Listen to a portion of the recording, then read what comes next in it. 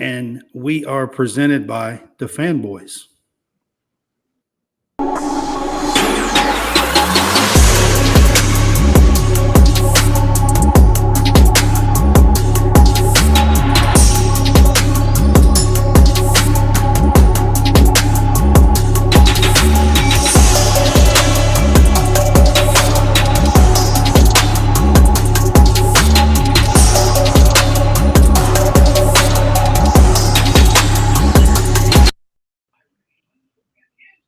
See how long it takes. See how long it takes. Come on.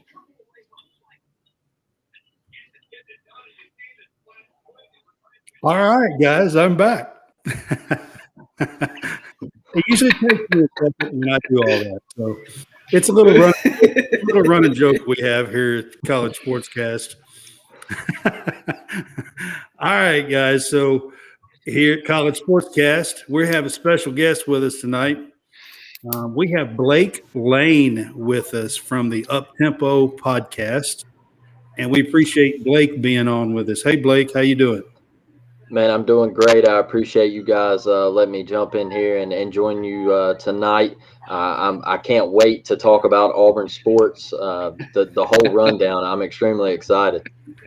Well, so that's what we plan on doing since we have you on tonight. We kind of thought we'd go through baseball, football, basketball, and and just kind of do a rundown of Auburn sports and War Damn Eagle, I guess.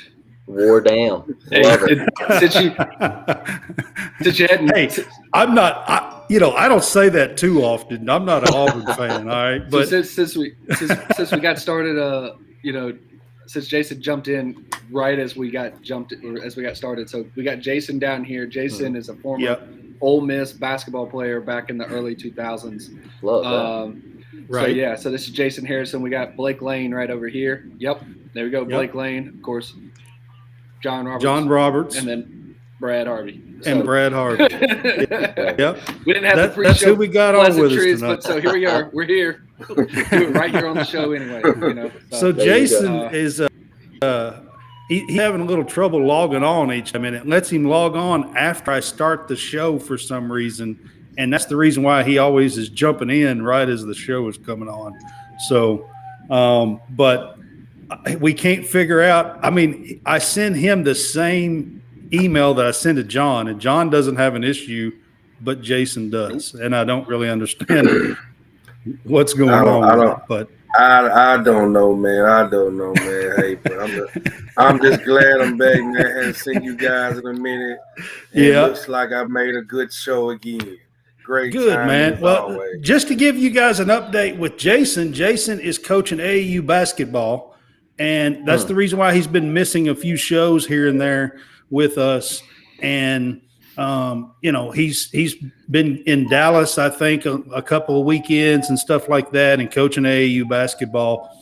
And that's probably going to go on at least through May, 1st of June, mid-June, something like that. AAU basketball. Mid-June, I get a little break. I get a little break in June. Yeah, I coached AAU basketball middle school, wasn't high school, it was middle school.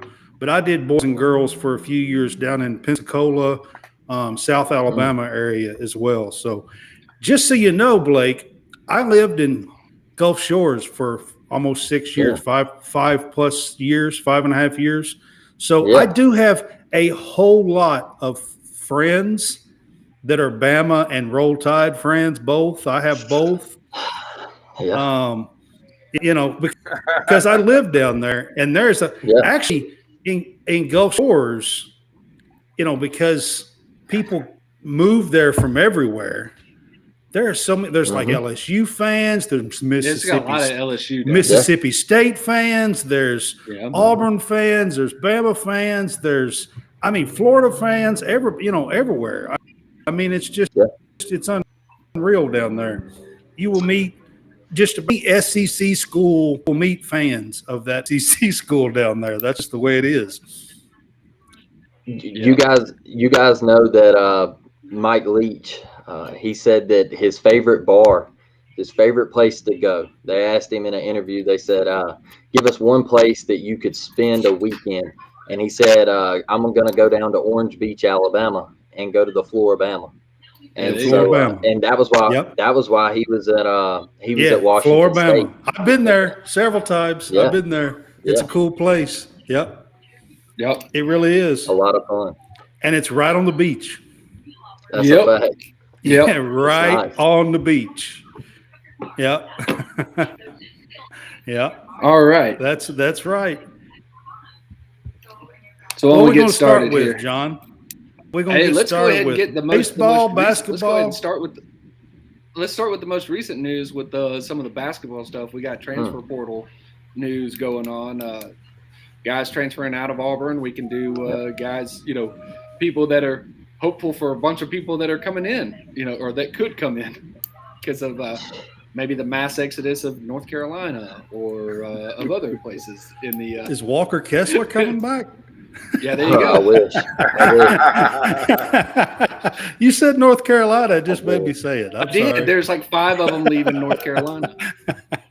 I know. I was just messing with you on the Walker Kessler stuff. But we do have a few guys that are transferring out or put their name in the portal from Auburn. And Blake, why don't you talk to us about those guys? Yeah, man. So today we find out that Yohan Traore is entering the portal. He was the 5-star recruit, was once headed to LSU to join Will Wade. Will Wade loses his job, and he commits to Bruce Pearl. And, man, let's be honest, things just never got off the ground. He just never found his role. And there was a couple times where he did get in this season, and it just looked like the lights were just too bright. That's right. It just looked like there was no confidence there. I'll be honest with you. The one thing that kind of got to me is when he would get in the paint, man. It's just like there was nothing there. Rebounding, like he just didn't want to body anybody up. He wanted to stay out on the wing a lot of the times, and then he started shooting a 3-ball, and I'm like, big fella, that's not your game. All right, you're 6'10", 6'11". You get down in that paint and you bang, and things just never got going. And then Chance, he got the knee injury. They went over to Israel and played there, and he was the highly touted prospect out from Arizona and everything, and he was the 4-star recruit, and he showed a lot of promise in Israel. And then he gets the knee injury right before the season. He has surgery, and then he just never got back right, man. And the thing that stuck out with me with Chance is when they played Memphis. Chance got a little run in that game, and you could just tell something was off, man. I don't know if the knee injury was still lingering, but he couldn't handle the basketball. His shots were just, man, he pulled up in the Memphis game and let go of a 3, and I thought he broke the glass. I remember that. Yeah, and I said, was that bad of a brick? It was bad. And I said, hey, they need to sit this guy down. All right. They just need to shut it down. Something's just not there. And they do. Bruce sits him down. He's done for the year. He's not going to play for the rest of the year. And the weird thing that come out of Auburn this past week was that he was coming back. And BP said that he sat down and they discussed everything. And Chance said, hey, I'm going to come back. And then apparently from last night to this morning, he decides to transfer. So that one shocked me a little bit.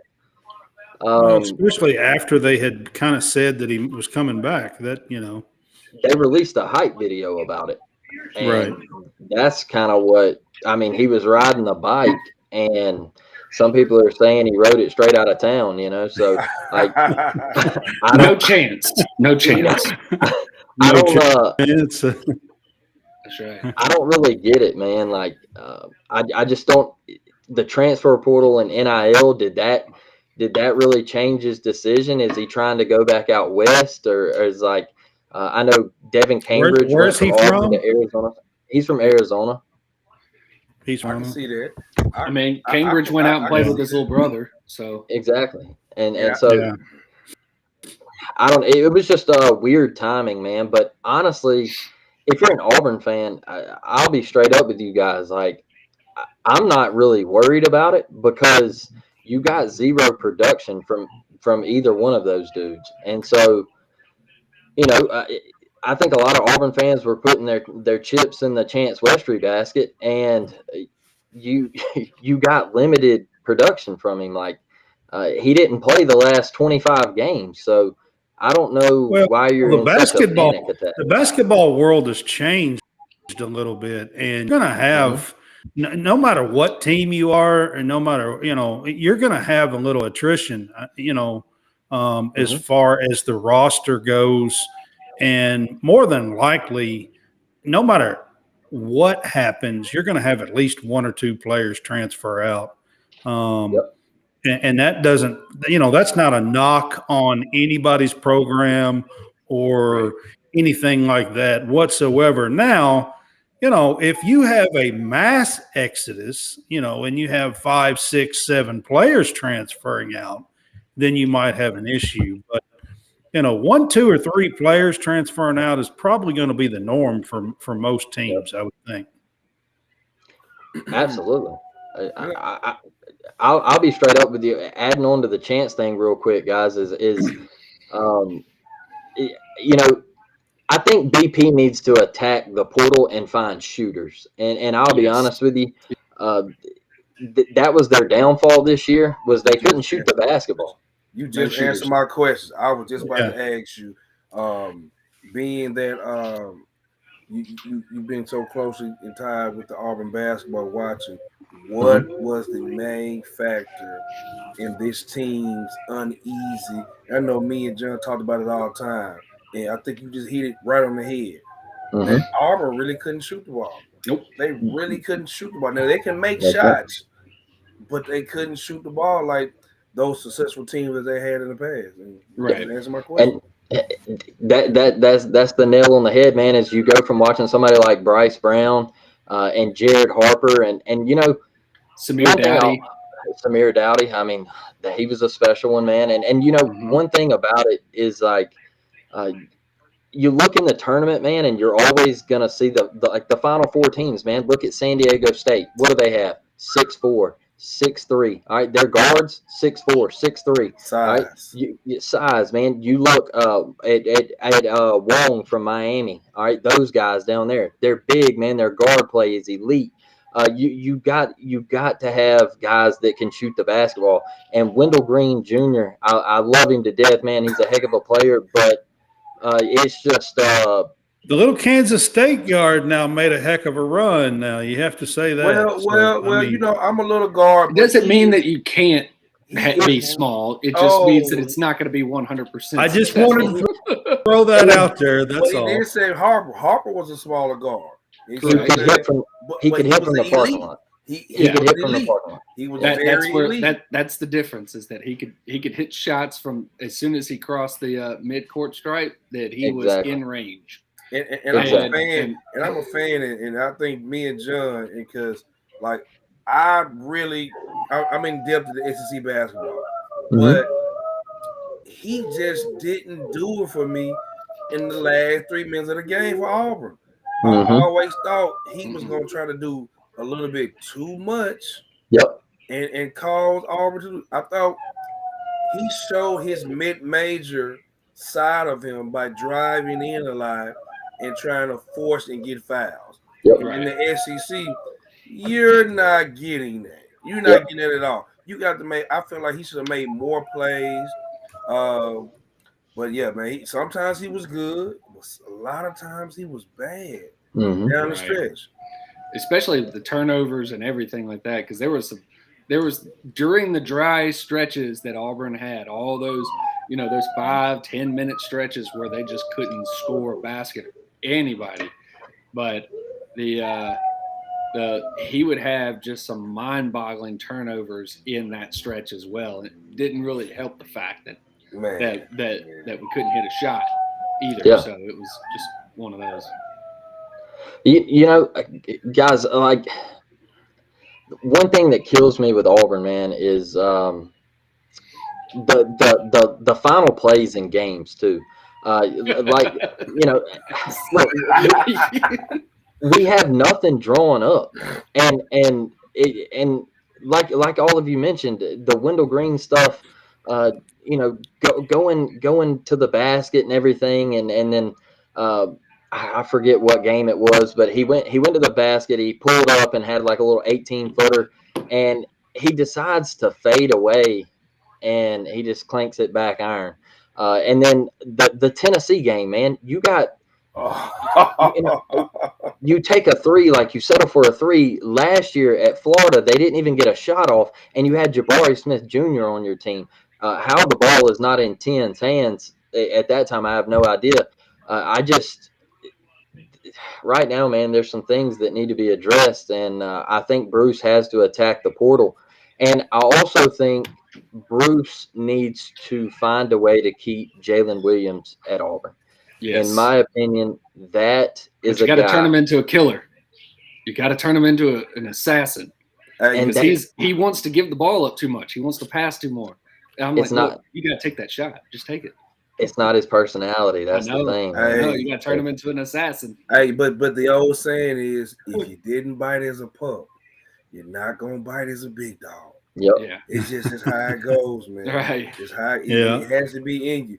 Great player, but then so what's Bruce Pearl's class look like? He's got coming in this one recruit. They have Aiden Holloway, the McDonald's All-American point guard. I'm watching the game right now. Yeah, I'm watching the game right now. Trying to see. Yeah, he's a dog. But that's why I'm saying that they have to go to the portal and attack the portal really hard. And get shooters, man. That's Auburn's. Look, you're gonna have Jonah Broom return. We saw what he's made of down low. Gotta work on the free throw shooting. Yes, a troll. Oh my God. I mean, yeah, guys, I hear it, but that was a bad game. But the whole team was bad. When a big is a bad free throw shooter, it's pretty hard. I mean, he might be able to improve by 5 or 8%, maybe if he works really hard. No, but he is not Shaquille O'Neal with massive hands. Yeah, he is not that. He is not an overly big guy. Yep. Bigger guys are now shooting better more than ever. But he is about what 6'8", 6'8" or 9, something like that. But yeah. I mean, he is no reason you should have almost 10, 11, 12 missed free throws in a deciding. It's about mechanics. You're a ball player. You know that. It's about mechanics. It's about repetition. It's about getting your tail in the gym and shoot. Because, look, you can't fix nothing at 20, 21, 22. All you can do is get the reps up. How hard is it to go in the gym? But you got to have the mechanics and then get the reps up. He was the number one big man transfer last year. Yeah. He had to know he's not the most athletic. He has decent skill and a good touch, good footwork, going over that right shoulder. You can't tell me. And I know exactly, unless he stays off campus, because I've been down there. The gym is right across the street from where they stay. I mean, in walking distance, there's no reason for him not, especially in the SEC now. They have these either him fingerprint or a key card to get in. Yep. I'm going to shoot. Hey, listen. I'm not going for that, Brad. He has to make free throws. When you're getting fouled at the rate he was getting fouled, he has to step. Now, I'm not just going to harp on him. The whole team. Yep. His free throw. Yeah, I mean, it wasn't just Broom, that's for sure. Just like it wasn't just Green. But those two players have the ball in their hands at the end of the game. If you're not going to be able to make free throws or good decisions, you don't need the ball in your hands. And I can just only imagine what the Auburn faithful thought about all year when they lost those close games. And you guys know, you go back and turn the film on against West Virginia, all right? You lose a one-possession basketball game. You have two veteran guys. You have KD Johnson step to the line. All right. He has a chance to sink both free throws. To tie the game up, he misses. All right. Then you have Jalen Williams step to the line. He has the same opportunity. He misses. All right. Collectively, as a team, Auburn can't shoot free throws. And I told people when they made the NCAA tournament, I said, what is going to kill this team is free throw shooting. And you put up 41 points on Houston. That was a team that averaged. They gave up 55 points a game. All right. I know they don't play the same competition. 41 points. Yeah. Yep. Yeah, and I know they don't play the same competition as everybody else, but to only give up 55 points a game in college basketball is insane. And you put up 41, and you come out and you make 4 shots in the second half. That's uncalled for. And then like we said, they started fouling Joe Nye just straight up. I mean, they were doing it on purpose at that point. It was I mean, they were absolutely. They went to the line. They went to the line 25, 30 times in the second half alone. Yeah.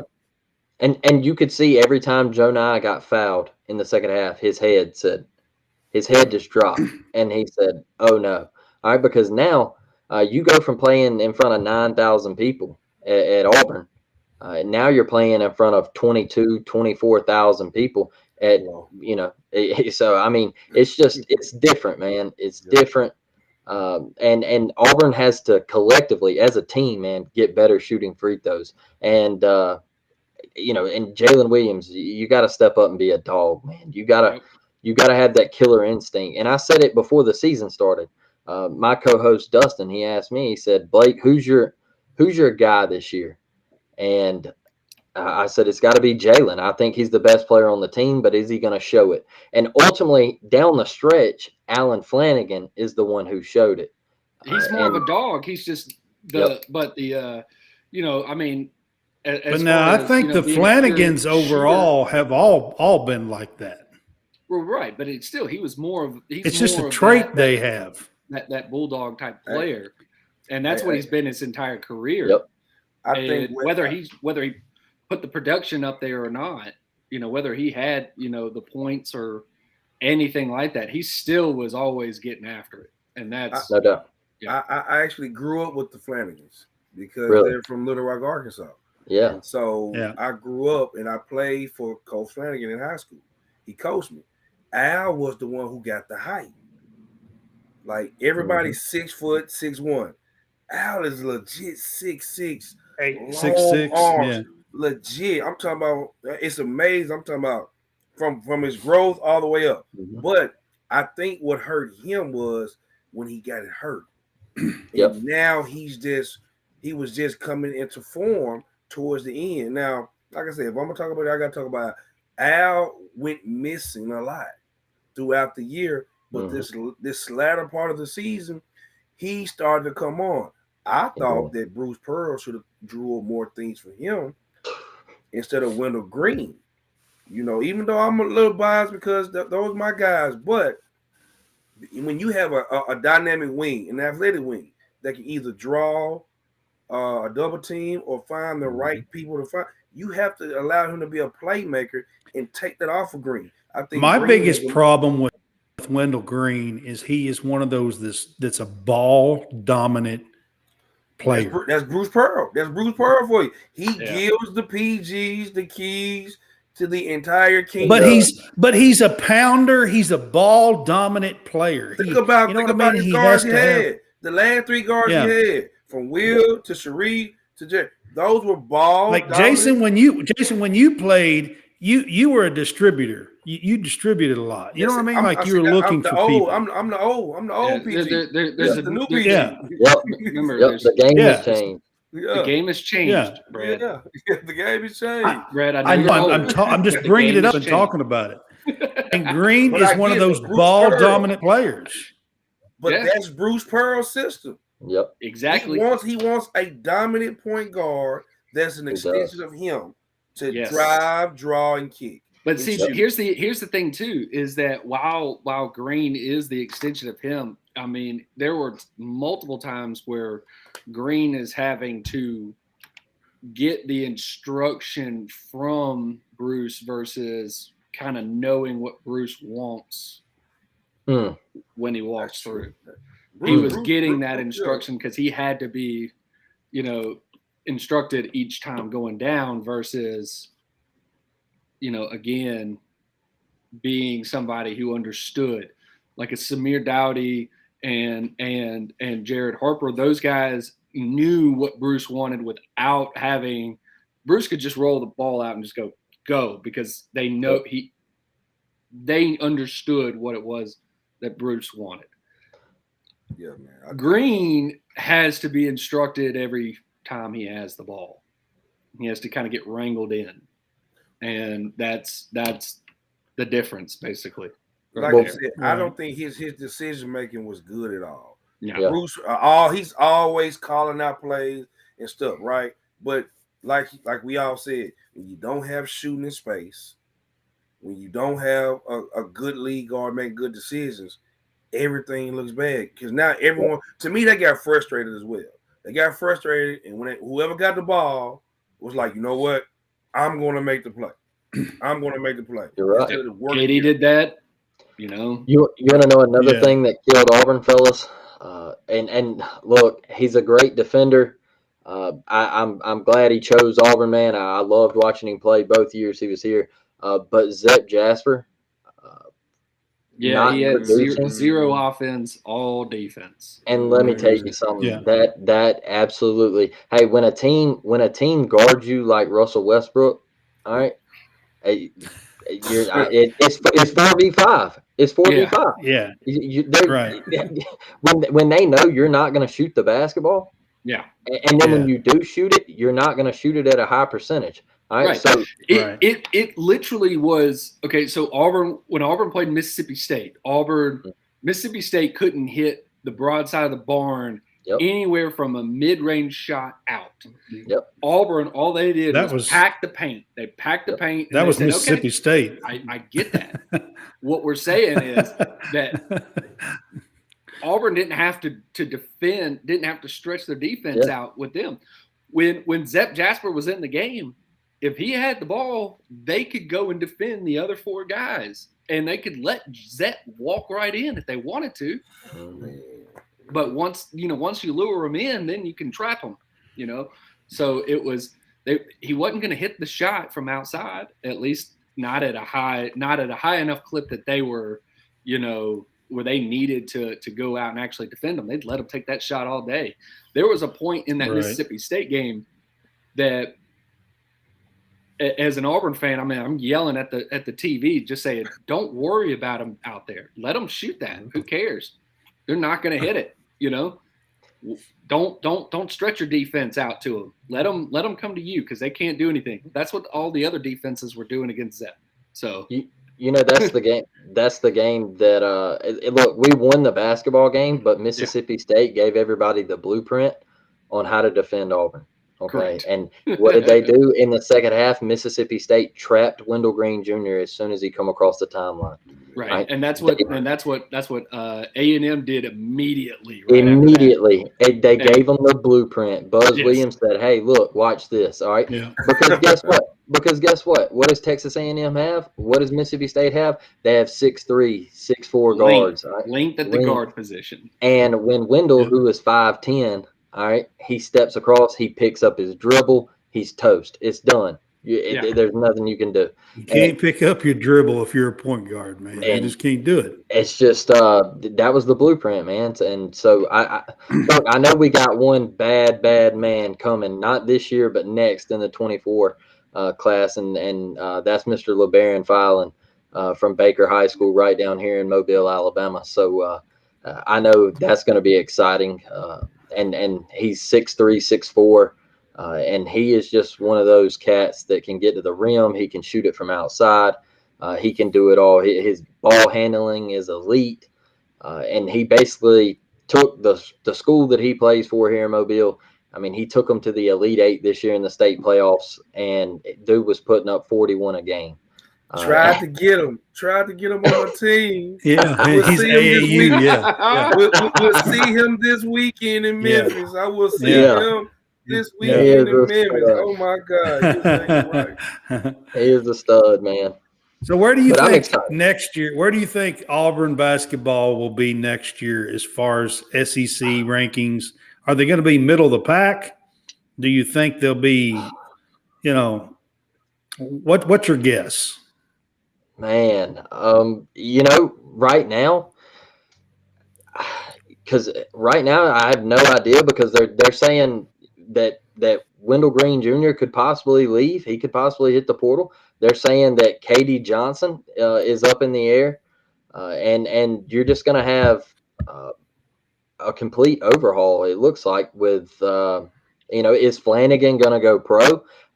I think Flan might take that step because last year he went to the NBA draft process. He played in the little summer league deal, got his feet wet. He averaged about 15, 16 points a game in that little process. The scouts loved him. And so I think Flan just might go pro. So Auburn might have a complete overhaul on the roster. And that is my point of Bruce Pearl having to hit the portal. He's going to have to hit it hard. He's going to have to bring in elite shooters. And right now, it's just up in the air, man. Like, I hope some of these guys stay. But then again, I'm excited to see what Bruce gets out of the portal because if you can bring in some shooters, maybe he goes after Caleb Love. Look, I'll be honest with you. I know the Caleb Love hype is real, but there was a distraction at UNC this year for a reason. And him and RJ Davis, they said that the locker room problems and everything. The locker room, from everything I hear, the locker room was the issue. Yeah. And so, I know he put on that great March Madness run. And I was in New Orleans last year to watch the national championship game. And he's a hell of a player, but something was going on at UNC this year, and I don't know if Auburn is the place for Caleb Love. I think him being a Midwestern guy, I could see him at a place like Kansas State, or even if he wants to play in the SEC, I could see him at a place like Missouri. I think Missouri would be a really good place for him. It would. I mean, I think he would fit well there. Right. So. It would be. I actually heard Missouri might be going after him yesterday, I think, actually. But I just wanted to kind of get your take on it. And then if you guys are ready, we'll switch to some spring football talk. I'm kind of interested in some spring football talk with Auburn. Yeah. We got Hugh Freeze there now, new Auburn coach. I got one quick question. What's it like to see the head coach recruit? Something that you hadn't seen in the last 2 years, right? You know what? I'll be straight up honest with you guys, real quick, off the top of the dome. That clown that we had as head football coach before Hugh, and look, I'm not gonna go lightly on him. He was a clown, okay, and the things that come out of him in the locker room and the way he talked to players and the way he treated them.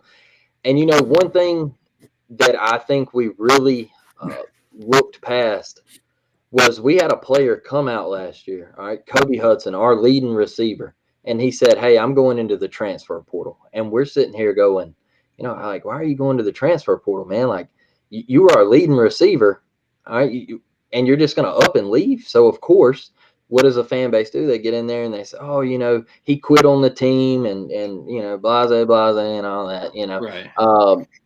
But we find out that Kobe Hudson comes out, a couple of days later and he says, look, man, where I'm from the South. All right. And this dude, he's from Idaho.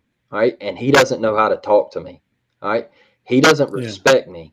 All right. And from where I'm from, we don't talk to people like that. And that's not how we handle business. Right. And so from there on, I backed up and I said, you know what? Maybe this guy, there is something going on in the locker room. And then this year, it happens with Landon King. Okay. Yeah. I was at the Penn State game this year. All right. Landon King makes one of the top 10 college football catches that I've ever seen. Right. And goes up and gets it one-handed, tucks it away, and gets taken off the field and doesn't play another down the rest of the game. I mean, And he so, had the one of the touchdowns or 2-point conversions, whatever was going on in the Bama game as well. He had one of those late grabs. Again, I think it was a one-handed grab. He grabs it kind of back here. Yeah. And I think he did it even in the spring game. I think he did one of those. He did. I was there, and I'm pretty certain I saw him grab, a one-handed grab. He's one of those guys that just seemed to be able to snatch it out of the air, no matter where it was. He's a freak too. Okay, right. He's a freak of nature, and he comes out a week later and he says, "Hey, guess what? I'm going to save a year of eligibility, and I'm going to enter my name into the transfer portal, and I'm going to redshirt." All right, so all of a sudden I'm like, "Well, here we go again." Here's another talented wideout that is up and leaving. Like, what's going on? And you see coaches leave, like a Derek Mason, who was there for 1 year, and then all of a sudden he's like, "Hey, I'm out. All right, I'm going to take a pay cut." He just up and left quickly. That one I always thought was a planned something, and it still doesn't look good. But I always felt like that one was planned. Yeah, absolutely. And Mike Bobo, all right, he comes out and he says, "Hey, I'm going back to Georgia," and then the stories of the recruiting start coming out. And when I hear a head coach pulls up into a player's driveway and looks at the assistant coach and says, "Hey, go inside the house and do what you got to do," and the offensive coordinator turns and looks at him and says, "Nah, man, that's not how it works." And I started telling people, I said, the more I think about it, at Boise State, the man didn't have to recruit. Yeah, Boise State sold itself. If you were in Idaho, you're going to get what you're going to get. You get all the best players. Mm-hmm. And guess what? All the guys who didn't go to USC, Oregon, Washington, guess where they went? They went to Boise State. So he didn't have to go out on the road and recruit. Right? And I think he got swallowed up in this conference. And so you move. Well, that's forward, pretty easy to do in the SEC, I would think. Especially with a guy who doesn't have any ties. Right. You're not showing up to well, and he'd never coached any big time football ever before. No. So that's why saying when you don't have any time, when you don't have any. Because even at Arkansas State, he's still the big dog as far as in that area. If you're not going to Arkansas, you're not going to Texas. I mean, you're in that area. That's a one and done type. Hey, let's go to Arkansas State and transfer out, or Arkansas State was getting all the players that had some sort of problem at some other school, and they were coming into Arkansas State, and Arkansas State was winning with. You're exactly right. It's kind of like what Jacksonville State is here in the state of Alabama. There was a bunch of players that would leave, like Georgia. You had like Crowell and some of those guys that left Georgia, and they would play at Jacksonville State, and Jacksonville State would win all these all these football games and even some titles because of, again, they were getting up these players. You didn't have to recruit. Now, I'm not saying that Jacksonville State coaches couldn't recruit, because that's where you saw the UAB coach come from. So, I mean, those guys were playing for the UAB coach, so it's not or the former UAB coach. So Jay with it's one of those that, So it's that's a little different situation, but it's kind of sort of similar. You didn't have to go get those guys. But at the same time, I mean, the one at Jacksonville State was actually going out and doing all the legwork for the rest of the team. Whereas, Harsin maybe didn't have to, and didn't feel like he had to. And then, so when he's doing that job, the Boise State job, and then comes here, now he has to fight tooth and nail to get every recruit. And he didn't do that.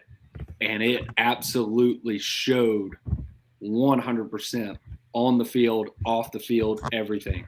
And so I mean, so my biggest question with this is so Hugh Freeze was a little controversial hire and everything, and so how is spring football going with Auburn? And has some of that controversy after the hire? No, I mean, I'm not real sure. I don't know. I'll be straight up with you. This is just me. There was never any controversy because, in my opinion, everybody deserves a second chance. I agree with that 100%. But overall, there has been a little controversy over it. Yeah, what he did was wrong. It was wrong. But like I tell people, this is just straight up from me. This is how I feel with it. He made a mistake. He had to sit down and look his wife and his children in their eyes, and he had to ask for an apology. He had to ask for forgiveness. And if his wife and his children said, "We forgive you," that's it. It's a moot point. It's what he did. He went to Liberty and he served his 8 years, and he put it behind him in the past, and he deserves a second chance. I think a lot of the fan base at first, I think they were upset. I think a lot of the fan base also wanted Cadillac Williams for what he did at the end of the season. I think he picked up a lot of momentum, and he did. Just my take. I think he is Auburn's head coach after. And then right before that, you had all the Lane Kiffin news right before all that as well. So what was funny was the back and forth between Auburn Twitter and Ole Miss Twitter with the Lane Kiffin. That was hilarious. Yeah, you had all that come out. You had all that for about, and then all of a sudden that went away, and 2 days later they hired Hugh Freeze. So I mean that's how that went. Lane was playing the long game. Lane was playing Auburn against Ole Miss because from what I hear, they had to get it approved because they didn't do more than 4-year contracts. Right. And he wanted that extra year. Well, he also, I think with that, there's a way to kind of sort of, I mean, like you can have a rolling, extension every year, get another extension every year, get an extension. So I think he was doing something like that. But Jimmy Sexton was definitely playing it. And I'm going to tell you one thing about the Hugh Freeze situation. The reason why they're not saying too much is because Bobby Petrino is back in the SEC, and Chris Beard is in the SEC. Yep. And I'm an Ole Miss guy, and like he just said, what he did was what he did. Who are we to judge? He served his time. He went and put in some more work. Yep. So is Auburn brass completely behind Hugh Freeze? Because I watched this. Auburn, yes, I'm gonna tell you why. But Auburn brass has not been behind like some of their decisions over the last several years. But this is different. This one, I think they were. I'm gonna tell you my opinion, and I'm gonna get out the way. He hired Cadillac Williams and put him in the right position. He did. He actually kept Cadillac, and it was a great decision. He elevated him, and he knows the people around there wanted Cadillac to have the job. He didn't get it. That was a great decision. To keep that. So absolutely, those were the things he got the fan base behind him. And let me digress for the Auburn guys. Look, I'll be 100% honest with you guys. Like I said just a minute ago, I think whenever he hangs it up at Auburn, I don't know how it's going to go down, but whenever he hangs it up, I think Cadillac Williams is the next head football coach for the Auburn Tigers. I honestly believe that. And as far as the fan base, one thing it took for Auburn fans to completely forget about the whole hiring of Hugh Freeze is when Hugh immediately stepped off the plane and he started recruiting. He got in an SUV with Cadillac Williams and Trevon Reed, and they made a point from right there. He said, "We will travel to every high school in the state of Alabama," and they did it. And that right there, for you to see a coach put in the effort, and for now, look, they just got the number one running back in the state from Andalusia, Alabama, Fat Burnett, and he's a 4-star, and so you're getting top 150 guys, and so what the recruiting class for 24, I think it sits at like number 19 right now, 18, 19, somewhere in there. So we were at 62nd in the 23rd in the 2023 class before he got there. And I can tell you this: if, in my opinion, they should have fired Harsin at right after. I'll be honest with you, in the middle of the Penn State game. If I'd have been the athletic director, he wouldn't have finished coaching the Penn State game. And that is just my opinion. But Hugh, man, that was the third game of the season, wasn't it? Absolutely. And you get run off the field by 29 points in Jordan-Hare Stadium. That should never happen. I agree with you. Against the team who in the Big Ten, and they're constantly losing to Ohio State and Michigan and getting the doors blown off of them. It was embarrassing. So, I just – with Hugh, man, I honestly believe he deserves a second chance, and I'm glad he got the job. And look, I'll be honest with you right here. If you're one of those people you're still mad about Hugh being the head football coach, when Auburn's 9-1, 10-1, 9-2, they won't. Then exactly. Don't come to Jordan-Hare Stadium. Don't come to Jordan-Hare Stadium and screaming War Eagle and everything. If you get them to 9-1, Auburn fans won't care. So my only issue, and I was one of those that was kind of against Hugh, and mine was never like the off the field stuff was obviously looked really bad. Mm-hmm. My issue was at Ole Miss, he never had a true inside run game. It seemed like, and that was where I felt like if he develops that or he goes and changes to that, then you got but keeping Cadillac Williams is a good sign. But they, with all the offensive linemen that he had at Ole Miss and the running backs that he had at Ole Miss, it just seemed like they never went. When they needed the tough yards, when they needed that 4th and 1 or whatever, that they couldn't get it. Well, I just want to make sure that he was going to do that. You got to remember. You got to remember. He's a spread offensive type of coach. So is Gus. And so, but I understand that. But he got the number one lineman to protect. He never did get that star quarterback. Remember, he signed the number one offensive tackle, the number one defensive tackle, the number one wide receiver, and then he had a host of people around that defense. Now, I'm not gonna say how he got it, but he got it done, right? It's legal now. It wasn't then. Yeah, that was my issue. They're not gonna talk about it. Now. But he got it done. But if you think about it, you're not gonna line up and play smash mouth football against Georgia. You don't have to play smash mouth. You just need to be able to do it when you need to do it. If you can stay in front of, if you can be 2nd and 6, second and 5, then you can sneak a run in. He's gonna sneak a run in, but man, you got to pass. You got to pass. I get it.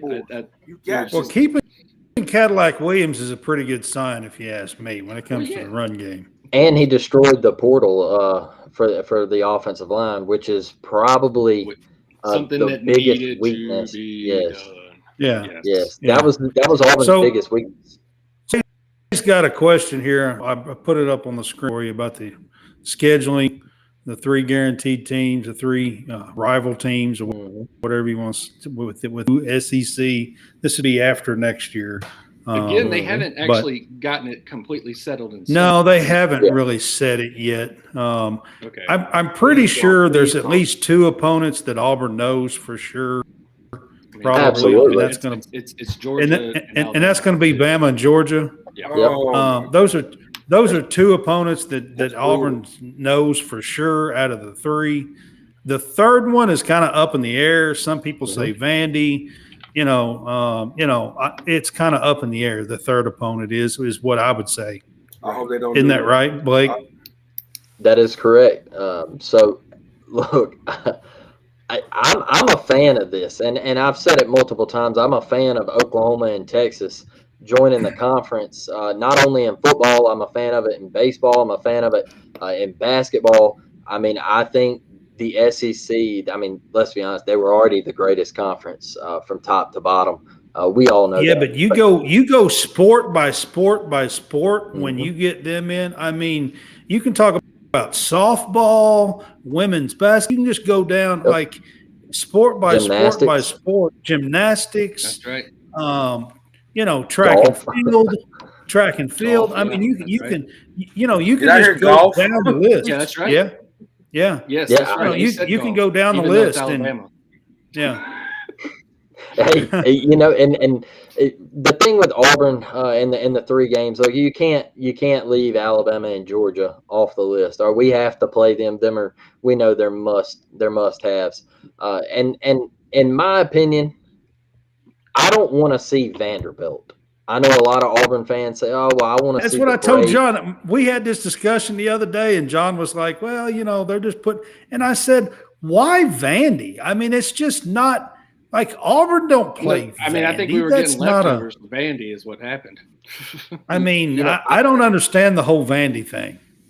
You give me either Mississippi State or Ole Miss. One of those two. I mean, there's a lot of Yeah. older contention that's going that's saying, what about Florida, and have the entire old Amen team, because that was the older contention was going after that. Just like with Bama, the older contention is looking at Mississippi State, or the younger ones were looking at LSU as being the third one for them, because they have us, and then they would have Tennessee. And again, the older crowd for them was saying, "Hey, Mississippi State's right down the road. Yeah. We should be playing them." And then, the newer crowd that wants to keep the rivalry with having Saban, a former LSU coach, get LSU, and then anything else after that is kind of a split between you're splitting between small. I told the guys the other factions day, after that. I don't like the whole Vandy thing on the scheduling. I don't think Auburn and Vandy should be on the schedule together and play every year. It's just like I just don't agree with it. Yeah, I mean, it's not necessarily something that you would want to see. You know who holds the all-time record in that series? Vanderbilt. Are you talking Auburn and Vandy football? I am. That's Vanderbilt. sad. Vanderbilt. Now they've only played Like 3 or 4 times. times. Yeah, something like that. And it was like way back. Well, that's why I said, why on earth would Auburn and Vandy be considered a rival game? I mean, that's horse crap, if you ask me. I mean, why is Ole Miss and Vanderbilt a rivalry game? I don't know. It's not. But it happens. It's not. It's not. But that was their East-West, like the crossover game was. Yeah. Man, South Carolina and Texas A&M. Is that a rivalry game? Somebody fill me in, because I don't claim to be the smartest guy in the world. But why is the SEC even considering doing something like this? I'm still at loss. Why can't we just realign the conference? And then They're not keeping the East and West, man. Me and you, we had this discussion on a show one night. They're doing away with it. Yeah. Why? So here, this is the best thing that I can lay it out. I don't like it either, but so last year, all right, LSU wins the West. Okay, so they were 9-3. They had 2 SEC losses with a loss to Florida State to open up the year. All right, so they play in the SEC championship, and you had what? You had Auburn 10-2. I mean, Alabama was 10-2. You had Alabama 10-2. They lost to LSU, so LSU went over them. But then over in the East, you had Georgia, and then you had Tennessee right there. That was the other 2-loss team.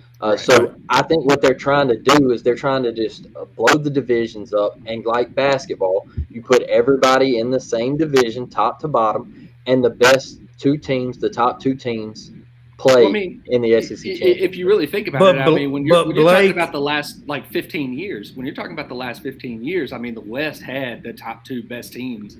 I mean, that's true. Until Kirby got Georgia going, there wasn't anybody in the East that was worth a damn. Yeah, Blake, what you just said though about lining up the teams, okay?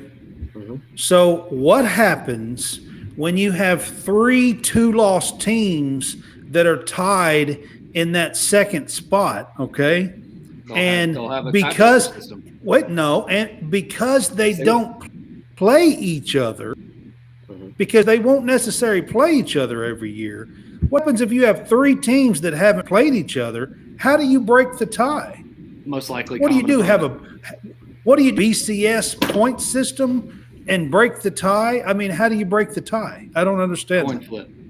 Yeah, it'll be common opponent, and the Big 12 does it right now, and I love just it don't for the like Big it. 12. It'll be common opponent. It'll be your victories against, kind of weighted victories against teams that you played that were outside the conference too. I mean, you'll see that too. So like you're playing. I don't know. I'm just not a big fan of that. When you got tied teams like that, and and then you got teams that get left out that don't even get a shot that were right there too the whole season. And what happens when we had divisions and you had just a loaded West? At Arkansas, least the Auburn, divisions, LSU, all the Alabama, teams played each and other. Only one team got to go.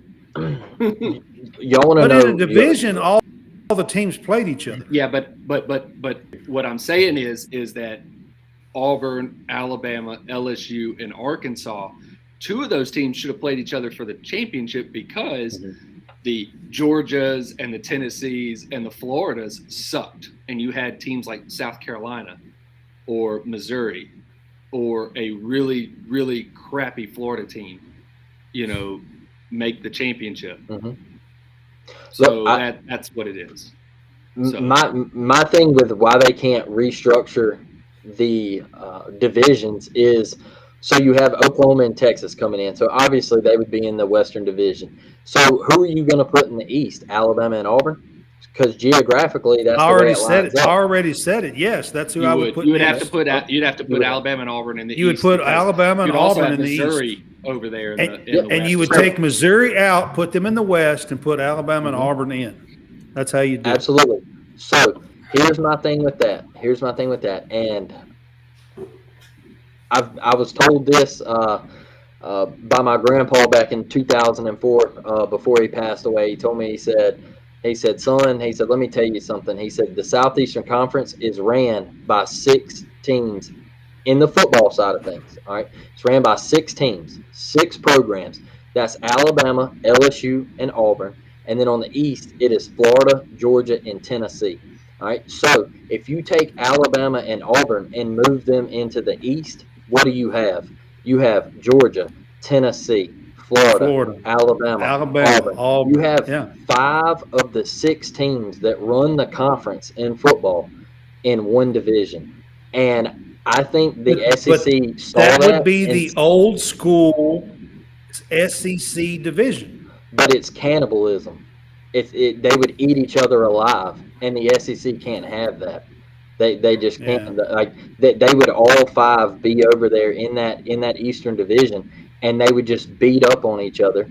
And the SEC is smart. They know what they're doing. That's true. Slav and Sankey are very, very smart individuals. So I mean, they know what they're doing. Slav was before he passed, and Sankey now. So and let me tell you this: with Chris Beard getting the job for Ole Miss basketball, all right, everybody's like, oh well, what he went through at Texas and everything. All right, like I said, the SEC is smart. They know what they're doing. All right, the SEC's goal is to take over as the best basketball conference in America, and they're slowly trending that way. All right.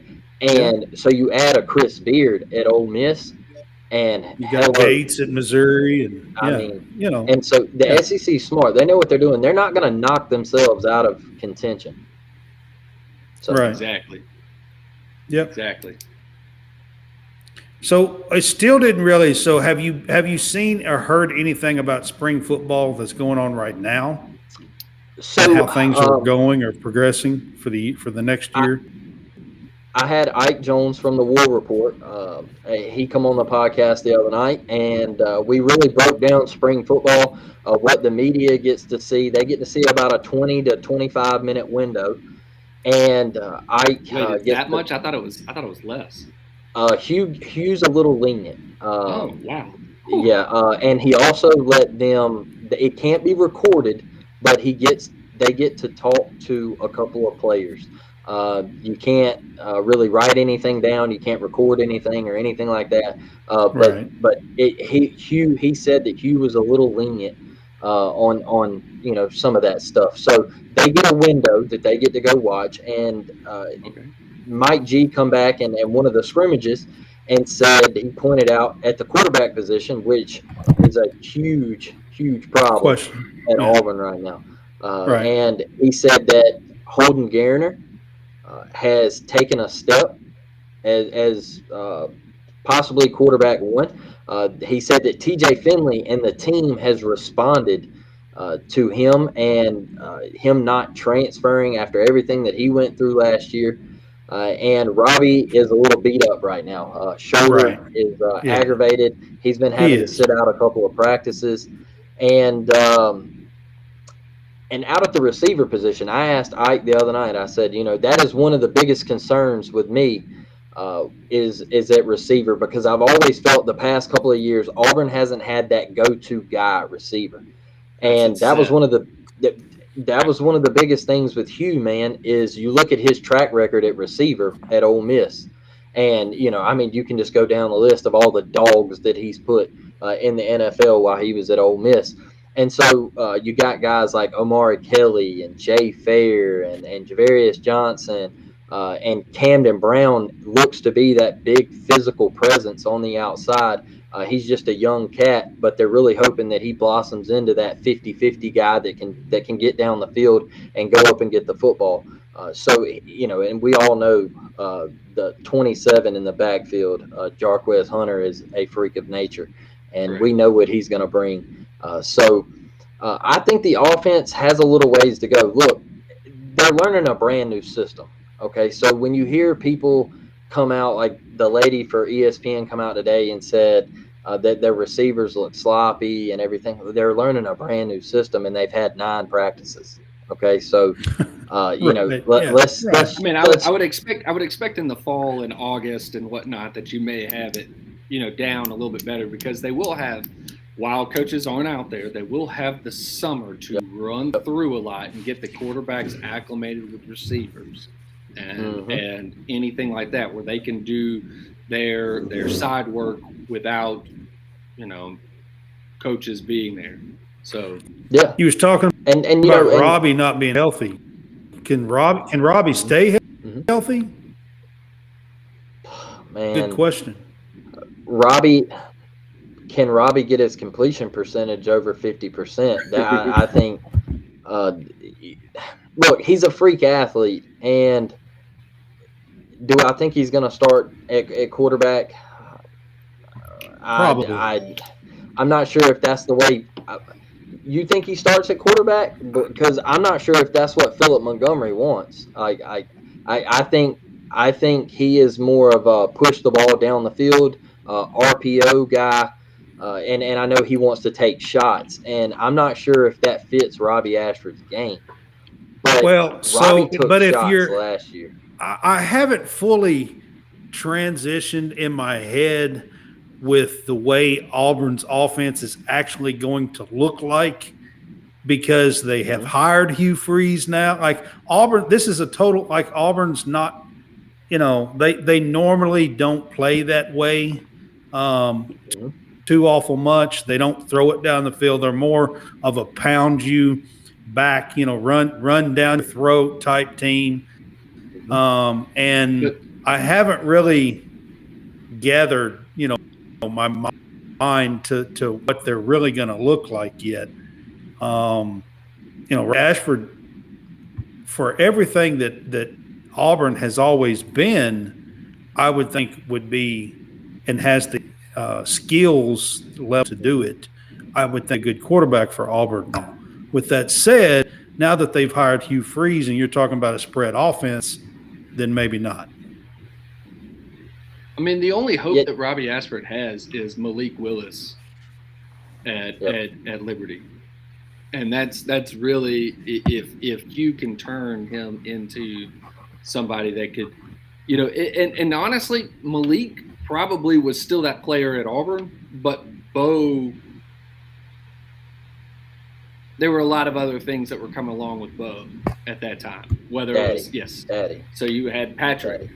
and you had, so you had the politics with Bo, right? My dad played at Auburn, so you had somebody that probably could still throw it better than Malik at that time, or had the look of it and the hype, and again, the politics behind it to take over, and that was what kind of killed Malik at Auburn.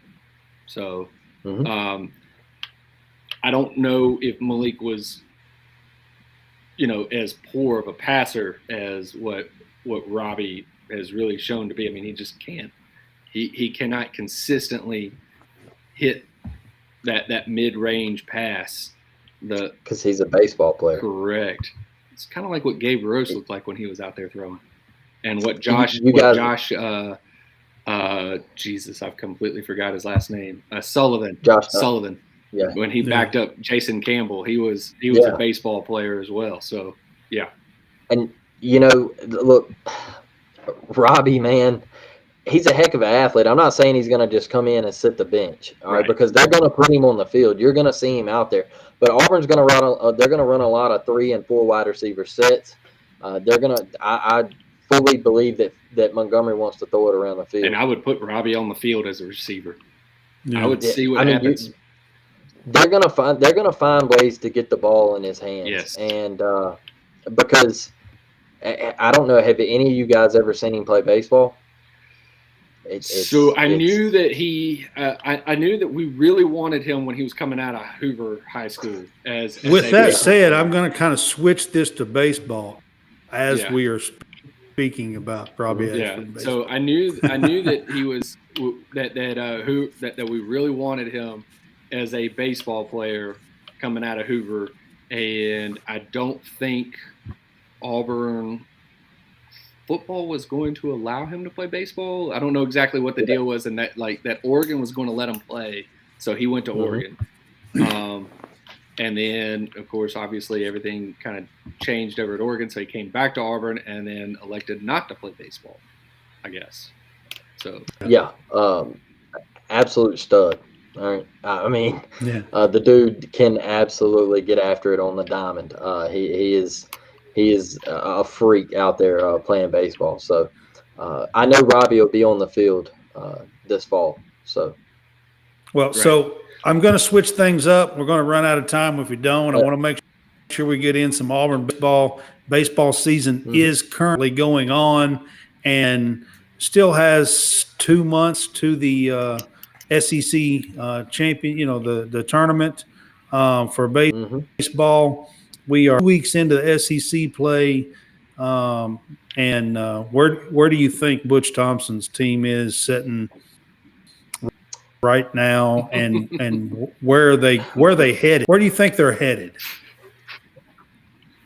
I think they could be headed to really big things. I think if you get a Joseph Gonzalez back, then you could very well find yourself look, I'm not going to say competing for a regular season title or anything like that, but you could find yourself as a host like you did last year for a regional. If you do get Gonzo back and you get this bullpen kind of figured out. And one thing I think that is really holding Auburn back right now is you're missing Gonzo.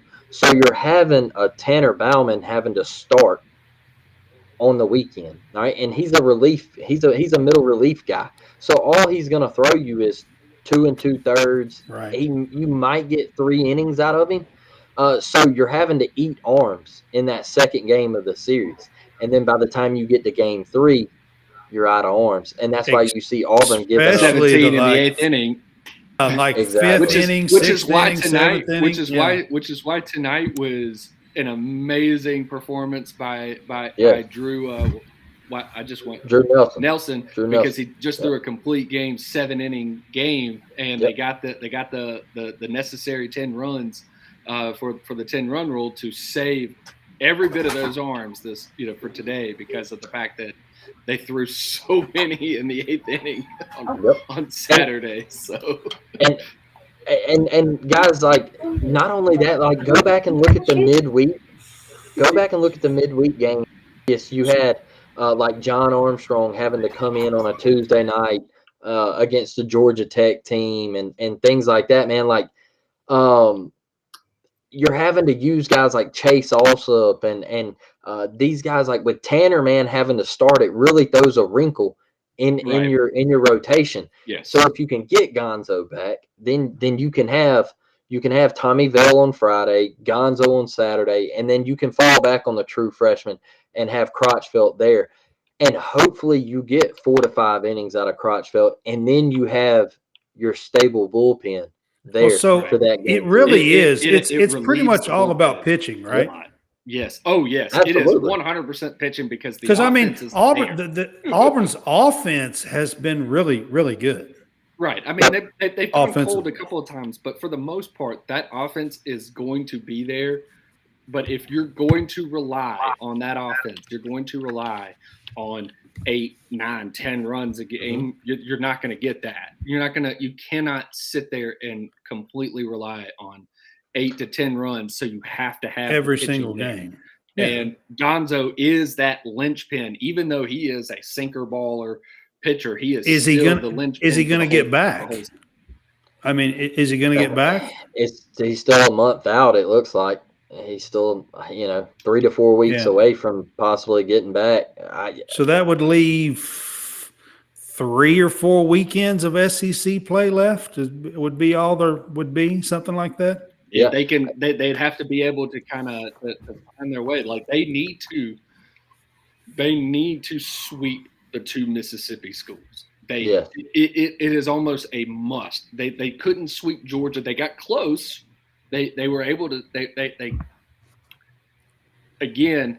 were running out of pitching. Georgia 1 inning. I mean, just demolished them. But up until that inning, they had brought it. They were down. I mean, they were fighting again because of the fact that they have lack of arms and that they were having to throw what they were throwing on that final game. They were having to play catch up on Saturday. And they nearly did it, but the arms ran out. Speaking of pitching, that 1 inning was almost like they had T-ball. They were sitting on the tee, and they just was. Well, it ended up being something like this. It started out with the inning with the umpire squeezing the plate. So they were the pitchers were nibbling on the corners. They were living on the corners, and they were 50-50 whether they were balls or strikes. Okay. Then so he's walking players, and anytime that a pitch did get center cut, it was hit. When it was hit, the defense, it was getting just past the shortstop, just past the second baseman, diving for the ball. I mean, they were just a step off of being where they were. I mean, you're looking again, baseball is a game of inches. This is exactly what it was. A fraction of an inch on the pitches, and you may have a 1-2-3 inning, and there is nothing wrong. Auburn comes up to bat at the bottom of the 8th. They take a lead. Boom. Game over. And Auburn wins and sweeps. But they were fraction of an inch off the plate. They were a fraction of an inch beyond the shortstop and the second base gloves. And then all of a sudden, now the pitchers are missing heavily out of the zone. They were throwing everything because now they're throwing more pitches than they need to. And it's like you're seeing just fatigue up there, and they're throwing, now 5-6 inches off the plate. And then they would center cut one, and then it's out of here. Come on. Grand slam, 3-run bomb, whatever. There it goes. And there goes there goes the game right at that point. And you also have the one play at the plate that could have reduced all this. And that play was absolutely atrocious. I don't understand the call. It was an obstruction play. They basically just said that the catcher was interfering with the path to the plate before he had the ball, but the ball took him into the baseline when he went to go get it, it took him into the baseline, and he was still getting the ball while the runner was about 3 feet out away from him. So he had the ball when the runner got there. So therefore, he is not obstructing. Again, the call goes against Auburn, and the flood waters opened up. And that's when everything went south in a hurry. Well, so John, that's what you're looking at. You said you think that they would have to sweep Ole Miss and Mississippi State. So, but if you look at the West, just hang on a minute. So if you look at the West standings, you know, the top 2 teams are 4-2, and you guys are at 2-4, and Auburn's sitting at 2-4. So you're only 2 games out. I'm not looking at the standings in the West, because what you really need to get is you need to be above 500 in the SEC. You need to get a magical 15 wins. If you can't get to 15 wins, you are going. You're only one game below 500. You're 2-4. So you won one more of those games. You're 3-3. Correct. And again, looking at that Georgia game as to why, like, we needed to sweep again, what Blake was talking about, needing Gonzalez would have kind of changed the dynamic of the bullpen. It would have. It may have helped that happen. And then you've got to go in. You've got to sweep the 2 Mississippi schools. That gets you 6 wins right there. Then you need to take 2 out of 3 from Bama. That's 8 plus your 2 that you have. That's 10. And then if you're getting 1 from Florida, 1 from LSU, 1 from South Carolina, then you're at 13. If you can get to 14, you've got a prayer of making a regional. You get to 15, and you're pretty much a lock for a regional. Right. And then anything above 500, and you're fighting for hosting at that point. So it is that small of a window, but you've got to get up there, and the only way to do it is with the Mississippi schools being as bad as they are, Auburn has to take advantage of it, because Mississippi State does not have any pitching. Auburn must absolutely smash them. That's a offensively. They have to do it.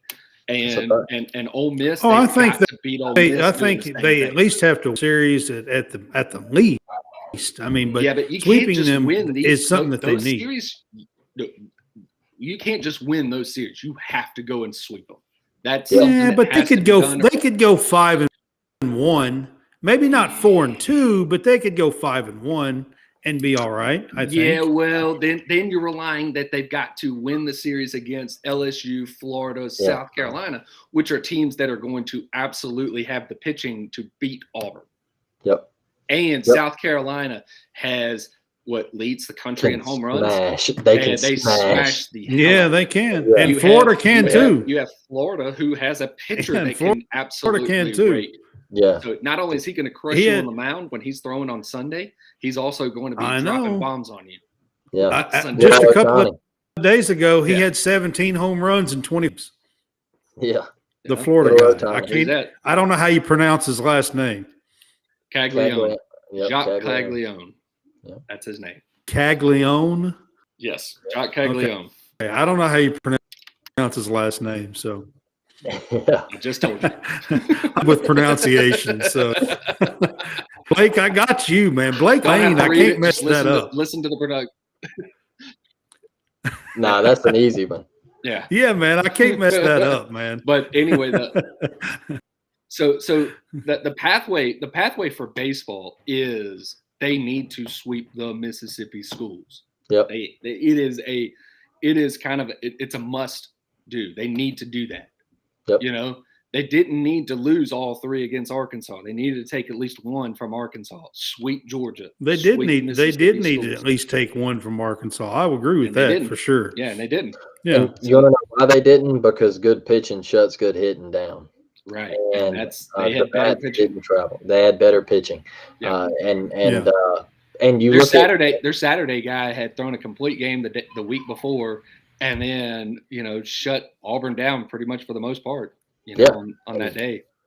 It's all about pitching, man. So Auburn's just got to get healthy. They got to get healthy, and the Auburn have a dilemma they got to come to in the lineup. Yeah. All right, Yep. you got to figure out, can Nate LaRue figure things out at the plate? I don't know if he can. And I tell people this: look, he is probably the best defensive catcher in the SEC, but that's only going to maybe take even you, in the country. He's is damn good. That is true, but that's only going to take you so far. Correct. All right. And you have other guys in the lineup like a Cooper McMurray that is back healthy, and he showed what he can do tonight. And you have guys like Ike Irish. You can't take him out of the lineup, so you're going to put him at DH. You have to invent ways to get him in the lineup. Yeah, and Chris Stanfield, he's come on as a freshman, and he showed us what he can do. So what are you going to sit him, because he's hitting better than Nate LaRue? So with Ike being able to catch, my only thing with that is Ike can't catch every single game, because you lose him at the plate. Exactly, you're going to lose him at the plate. His legs will have fatigue. It's the same thing. I mean, like, look, we didn't catch who was the who am I going with? It's Williams, the last name Williams, the guy that we had the last couple of years. You remember who I'm talking about? Are you talking about the right fielder? Yes. Stephen Williams? Stephen Williams, there you go. Because he came in as a catcher. And Auburn already had catching at the time. So they put him out in the outfield, put him out in right field. And then by the end of his career, he was catching, but he wasn't catching every day. Couldn't, because otherwise you were going to lose his legs. You were going to lose his bat. And Ike Irish is the number 39 freshman overall, coming in. And, a lot of people thought he was going to go to the draft, and, he made it on campus, coming from Michigan. And he has been tearing it up. Actually hit his second home run tonight. He's one right now. He's Juan Soto without the power.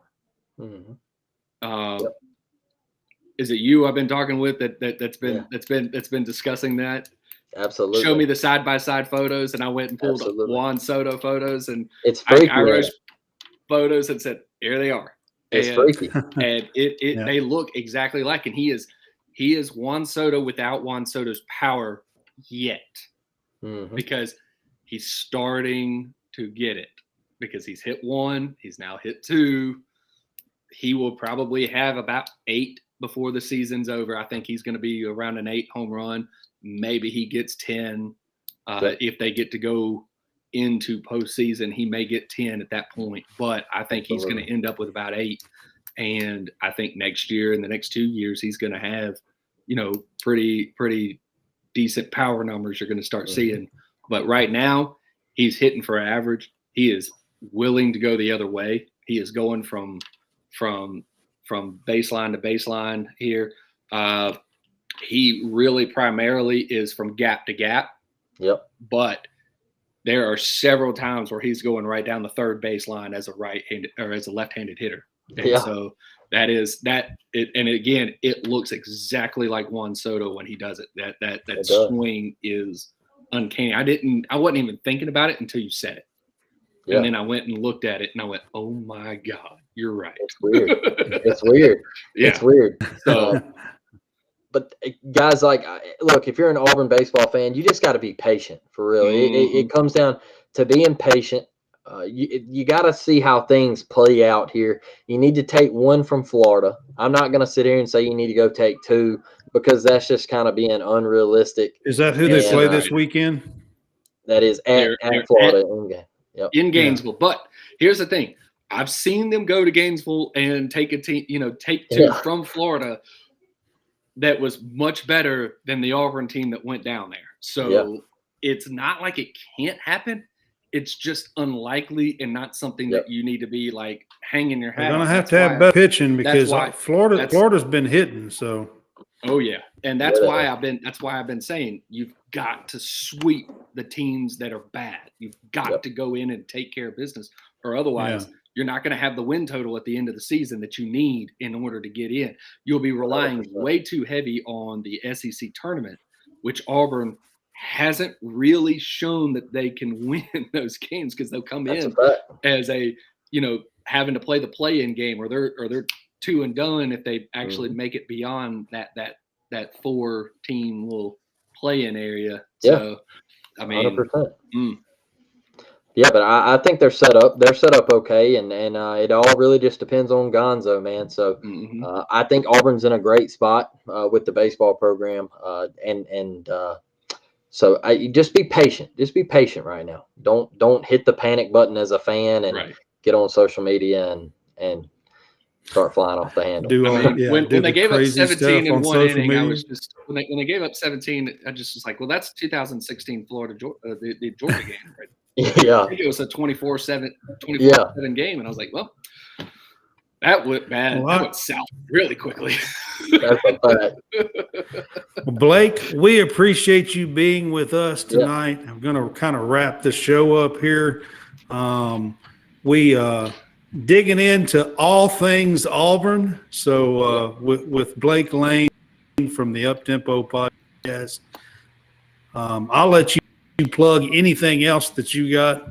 And if you want to plug anything else, I know BellyUpSports, I think your podcast is. So if there's anything else you want to, plug or whatever, do that now. Yeah, if you can, just go over to Apple Podcasts and Spotify and give us a 5-star review. Go check us out over there. And if you could, go check out the YouTube page at the UpTempo Podcast. We just recently kind of moved over there, and we've put up about 20, 25 episodes on YouTube, and we're really starting to kick things off, man. And I'll tell you what, I do cover a lot of Auburn. I recap every baseball, basketball, football game, but I also bring on the Auburn beat. I bring on the Auburn beat. The War Report, they've been on twice. Those guys, they're inside the scrimmages and stuff, and they get to talk to the guys behind the scenes, and they get to ask you Freeze great questions. And then I will be going around to other schools in the SEC and getting their beat writers on to talk a little football from them. And I even go outside of the SEC to Notre Dame, Ohio State, Miami, USC, and I get those guys from the beat out there, and I get them on the show. So just give us a follow, go subscribe to the YouTube channel, and guys, I really appreciate you having me. I enjoyed it. Yeah, man, we appreciate you being with us, Blake. So everybody that that's watching our show, we encourage you to go on and check out the UpTempo podcast. Yep. Thank you.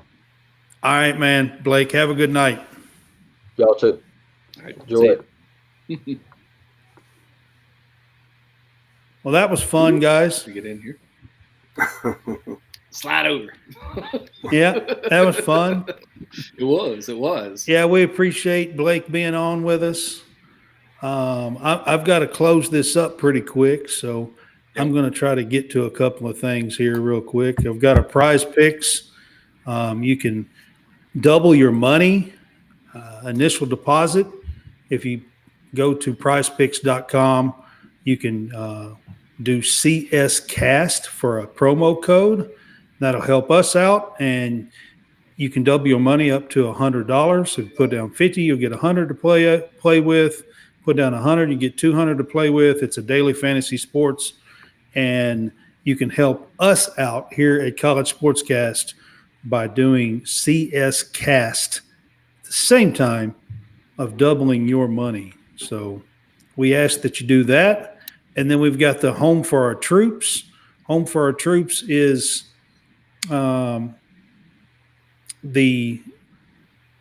nonprofit organization that we are asking everyone to give to for the fan boys. And they build homes for injured and wounded. And you can get to them at hfotusa.org.